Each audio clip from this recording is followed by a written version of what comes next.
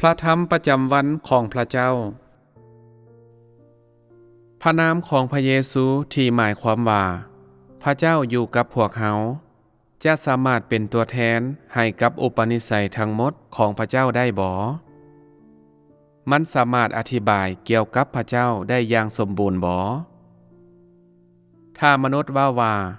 พระเจ้าสามารถถูกเอิ้นได้แต่ชื่อพระเยซูและบ่มีชื่ออื่นเลยเพราะว่าพระเจ้าบ่สามารถเปลี่ยนแปลงอุปนิสัยของพระองค์ได้คำเว้าเหล่านี้แม่นเป็นการหมิ่นประมาทอย่างแน่นอนเจ้าเชื่อว่ามีเพียงแต่พระนามพระเยซูเท่านั้นบ่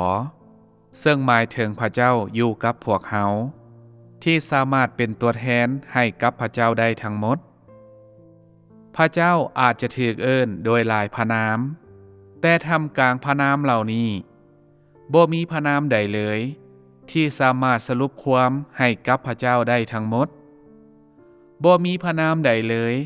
ที่สามารถเป็นตัวแทนให้กับพระเจ้าได้อย่างสมบูรณ์ด้วยเหตุนั้นพระเจ้าจึงมีหลายพระนามแต่พระนามเหล่านี้บ่สามารถอธิบายอุปนิสัยของพระเจ้าได้อย่างสมบูรณ์ย้อนอุปนิสัยของพระเจ้าอุดมสมบูรณ์หลายซึ่งมันหลายกว่าความสามารถของมนุษย์ที่จะรู้จักพระองค์ได้อย่างแท้จริงบ่มีทางที่มนุษย์จะใช้ภาษาของมนุษย์เพื่อสรุปความพระเจ้าได้อย่างสมบูรณ์มนุษยศาสตร์มีคำศัพท์ที่จำกัดซึ่งใช้เพื่อสรุปความในสิ่งที่พวกเขารู้เกี่ยวกับอุปนิสัยของพระเจ้าเช่นยิ่งใหญ่เป็นตานับถือ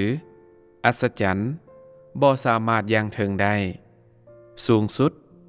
ศักดิ์สิทธิ์สอบธรรมมีสติปัญญาและอื่นๆอีกมีหลายคำเว้าคำศัพท์ที่จำกัดนี้บ่สามารถบรรยายได้แม้แต่น้อยเดียวเกี่ยวกับเรื่องมนุษย์เป็นพยานถึงอุปนิสัยของพระเจ้าเมื่อเวลาผ่านไปมีคำเว้าหลายคำเพิ่มขึ้นที่พวกเขาคิดว่าสามารถบรรยายถึงความจริงใจในหัวใจของพวกเขาได้ดีกว่าเช่นพระเจ้ายิ่งใหญ่หลายพระเจ้าศักดิ์สิทธิ์หลายพระเจ้าเป็นที่ฮักหลายในปัจจุบันคำเว้าแบบนี้ของมนุษย์แม่นหายแฮงจนถึงจุดสูงสุดแล้วถึงอย่างใดก็ตามมนุษย์ก็ยังบ่สามารถแสดงตัวเองออกมาอย่างชัดเจนด้วยเหตุนั้นสำหรับมนุษย์แล้วพระเจ้ามีหลายพระนามแต่พระองค์บ่มีชื่อผู้ใดและนี่ก็ย้อนว่าการเป็นอยู่ของพระองค์อุดมสมบูรณ์หลายและภาษาของมนุษย์แม่นต่ำหลาย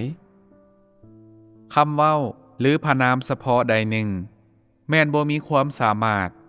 ที่จะเป็นตัวแทนให้กับพระเจ้าทั้งหมดได้แล้วเจ้าคิดว่าพระองค์จะมีเพียงแต่พระนามเดียวได้บ่พระเจ้ายิ่งใหญ่หลายและศักดิ์สิทธิ์หลายแต่เจ้าบ่ยอมให้พระองค์เปลี่ยนแปลงพระนามของพระองค์ในแต่ละยุคใหม่บ่ฉะนั้นในแต่ละยุคที่พระเจ้าปฏิบัติภารกิจด้วยตัวพระองค์เองพระองค์ใช้พระนามที่เหมาะสมกับยุคนั้นเพื่อสรุปภารกิจที่พระองค์ตั้งใจที่จะปฏิบัติพระองค์นำใช้พระนามเฉพาะใดหนึ่งพระนามที่มีความหมายชั่วคราวเพื่อเป็นตัวแทนอุปนิสัยของพระองค์ในยุคนั้นๆนี่แม่นพระเจ้าที่ใช้ภาษาของมนุษยศาสตร์เพื่อแสดงอุปนิสัยของพระองค์ออกมาถึงอย่างนั้นก็ตามหลายคนที่มีประสบการณ์ฝ่ายวิญญาณและผู้ที่ได้เห็นพระเจ้าด้วยตนเองรู้สึกว่าเฉพาะพระนามเดียวแม่นบ่สามารถเป็นตัวแทนให้กับพระเจ้าทั้งหมดได้น่าเศร้าใจแท้ๆนี่บ่สามารถช่วยหยังได้เลยฉะนั้นมนุษย์จึงบ่เอิ้นพระเจ้าโดยพระนามอื่นอีกต่อไปแต่เอิ้นพระองค์ว่าพระเจ้าคือกับว่าหัวใจของมนุษย์แม่นเต็มไปด้วยความฮักแต่ทั้งนั้นก็เสื่องซ่อนไปด้วยข้อขัดแย้งย้อนมนุษย์บ่รู้จักวิธีการอธิบายเกี่ยวกับพระเจ้าสิ่งที่พระองค์เป็นแม่นอุดมสมบูรณ์หลาย บ่มีวิธีใดหนึ่งสามารถบรรยายเกี่ยวกับสิ่งนั้นได้แท้ๆบ่มีพระนามใดที่สามารถสรุปอุปนิสัยของพระเจ้าได้และบ่มีพระนามใดที่สามารถบรรยายทุกสิ่งที่พระเจ้ามีและเป็นถ้าคนถามเฮาว่าพระองค์ใช้พระนามใดกันแท้เฮาจะบอกกับพวกเขาว่าพระเจ้าเป็นพระเจ้านั่นบ่แม่นพระนามที่ดีที่สุดสำหรับพระเจ้าบ่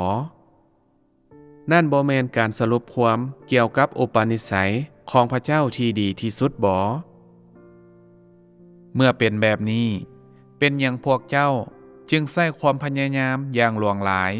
เพื่อซอกหาพระนามของพระเจ้าเป็นหยังพวกเจ้าจึงตีสมองตนเองด้วยไม้ค้อนบ่ยอมกินข้าวกินน้ำและอึดลับอึดนอนเพื่อเห็นแก่สื่อใดหนึ่งเมื่อนั้นจะมาถึงเมื่อพระเจ้าบ่ได้ถูกเอิ้นว่าพระเยโฮวาพระเยซูหรือพระเมสสิอาแต่พระองค์จะเป็นเพียงพระผู้สร้างในเวลานั้นสื่อต่างๆที่พระองค์มีถึงแผ่นดินโลกก็จะจบสิ้นลงย้อนว่าภารกิจของพระองค์ถึงแผ่นดินโลกจะสิ้นสุดลงด้วยเหตุนั้นพระนามของพระองค์ก็จะบ่มีอีกต่อไปเมื่อทุกสิ่งมาอยู่ภายใต้อำนาจของพระผู้สร้างพระองค์จะจำเป็นหยังกับพระนามที่เหมาะสมอย่างสูงส่งแต่บ่สมบูรณ์นั้นเจ้าจะยังแสวงหาพระนามของพระเจ้าอีกอยู่บ่เจ้ากล้าเว้าบ่ว่า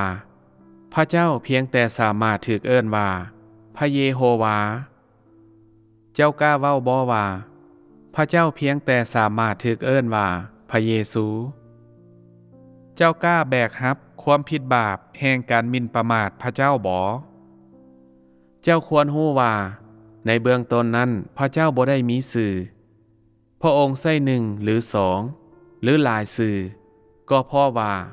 พระองค์มีภารกิจที่ต้องปฏิบัติและต้องคุ้มครองมนุษยชาติบ่ว่าพระองค์จะถูกเอิ้นสื่อใดก็ตามพระองค์บ่ได้เลือกสื่อดังกล่าวนั้นอย่างอิสระ